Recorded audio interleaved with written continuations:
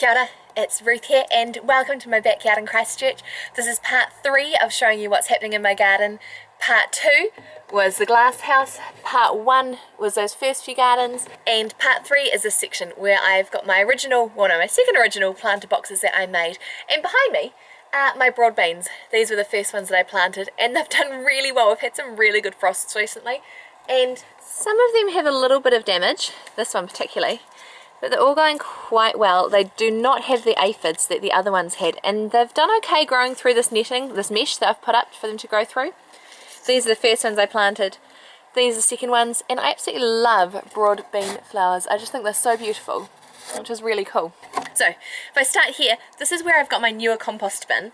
My other one was in the shade, and it's still there, it's composting down, but it's a very cold compost.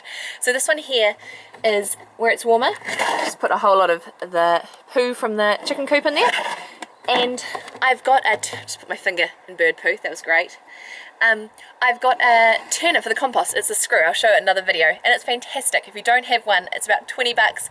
I got mine from Bunnings, and it makes it so much easier just to turn through, pull it up, and get the compost all aerated and moved around, which is great. Over here, these little beauties that are coming back through are my rhubarb. So if you've been watching in summer, you would have seen my rhubarb had awesomely big leaves, but in winter, due to the frosts, it dies all down, which is okay. So what I need to do now is I haven't managed to get my horse manure yet. I was going to, and the route I'd normally go and pick up a couple of bags, there were none. I think everyone's got the same idea as me. So soon I'll be able to grab that horse poo, rot it down a little bit more and chuck it straight on all of here because the rhubarb absolutely loves it and it pays me back tenfold from when I put amazing lots of manure on here. So broad beans. At the front we've got some calendula which are coming up, and here are some bulbs and other flowers that have left over from our wildflower garden that are coming back through. I'm just going to leave them, we'll see how they go. Down here we've got some kale, got birds pulling things up. Here are the brassicas. It's quite shady over here and so they haven't grown too well, but they're still growing. And I've got some borage that I've been slowly planting around and popping out, so here's some at the back, with the hope that it'll get established come spring. It will be really good in the garden and the bees will love it because I haven't grown borage before. I'm not the biggest fan of how it looks, but pretty much wherever I read, everyone raves about borage and how amazing it is for the garden and for bees. So I thought, you know what, sometimes I just need to get rid of the fact that I don't actually like the way it looks as much and just go for it because bees are definitely very beneficial. So here is where I've got my purple sprouting broccoli. These are some of the first ones I planted in, and then under my little bottles are some of the second ones that I planted. I'll leave the bottles on maybe for just another week and then take them off. If you've seen some of the other ones, the bottles are really good just for getting things started. Makes it a little bit warmer and it means the frosts don't get them. I did take them off the other garden, which I'll show you soon. Had them in a pile, the wind came, and so everything is just everywhere at the moment. But that's okay, I'll tidy it up soon. These are the ones that I had all of the bottles on. The birds have been eating them because I have had them uncovered, but I just thought hopefully with the birds eating them they'll get a bit of resistance and the birds won't eat them as much. My ideas might be wrong because this one has really been eaten. We will see. I don't like having to cover my beds, and I do like giving the birds a little bit, but when they take too much it's just really frustrating.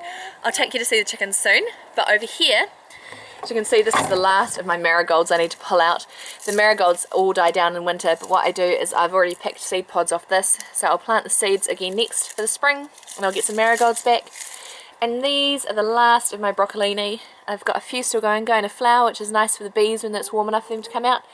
A few little florets that I can keep picking. But those broccolini plants there, these ones I actually planted this time last year, and so they've been going for really a full year. They take a little while to take off and then they can keep going, and in the summer I just make sure that they're well mulched so that they don't bolt too much and go to flower. Some of them do go to flower, they even go to flower in winter, but that's okay. What I've been doing is as they've been getting to the end, just been pulling them out a little bit and giving them straight to the girls because they love treats like this. Oh, nearly hit one.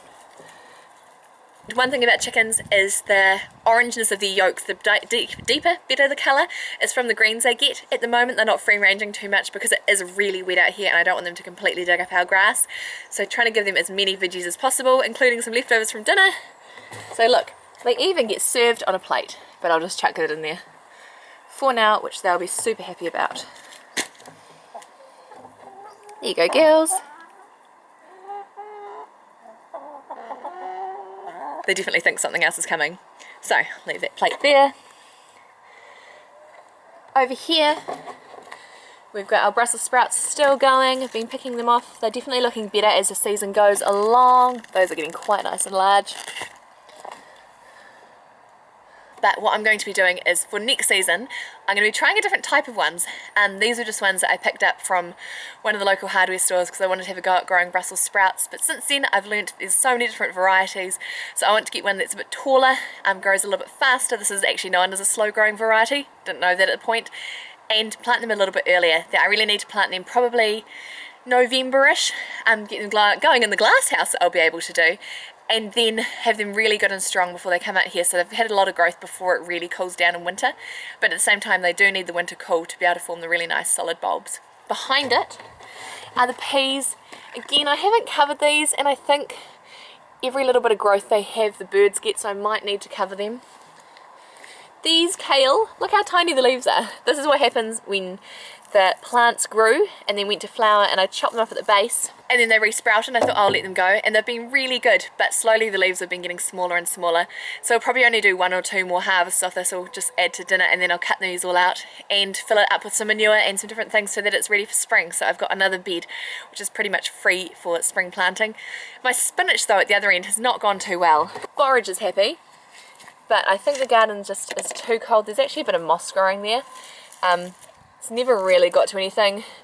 The birds have been eating it, you can see in that one, and so I've covered them again.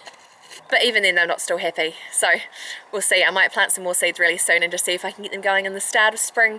But as I've learnt is I can't actually grow spinach over summer here. Spinach you want for summer salads, but I can't because they just bolt. So we'll see how we go with spinach.